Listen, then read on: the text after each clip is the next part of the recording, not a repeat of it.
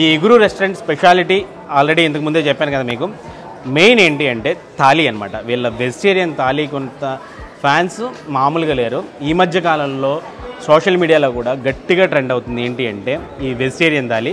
Of course vegetarian thali అంటే ఇదిగో ఇప్పుడు ఈ కంచెల్లో ఉన్న ఐటమ్స్తో పాటు ఫస్ట్ ఐటమ్స్ ఏమేమి ఉంటాయి అనేది ఒకసారి ఎక్స్ప్లెయిన్ చేస్తాను. చక్కగా స్వీటు, ఒక ఇది ఆలూ పూసాట, కొంచెం ఇది స్పెషల్, దీన్ని సర్వ్ చేస్తున్నారు.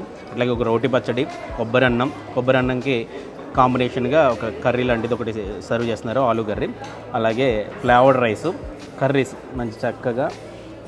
కోర్స్ ముద్దపప్పు మర్చిపోయాను, అది మర్చిపోతే ముద్దపప్పు లవర్స్ అందరూ నన్ను తిడతారు.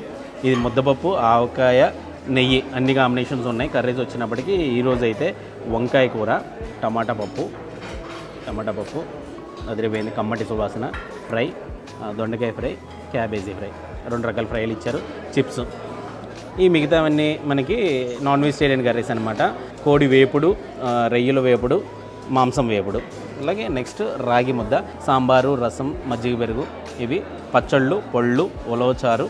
ఒక సాంప్రదాయ భోజనం ఎట్లా ఉంటుందో అలాంటి సాంప్రదాయ భోజనాన్ని అయితే చక్కగా అరిటాకులో, అంటే ఒక కంచంలో ఒక అరిటాకు వేసి అరిటాకులో మంచి ఒక సాంప్రదాయ విందు భోజనాన్ని అయితే ఈ ఇగురు రెస్టారెంట్ వాళ్ళు సర్వ్ చేస్తున్నారు.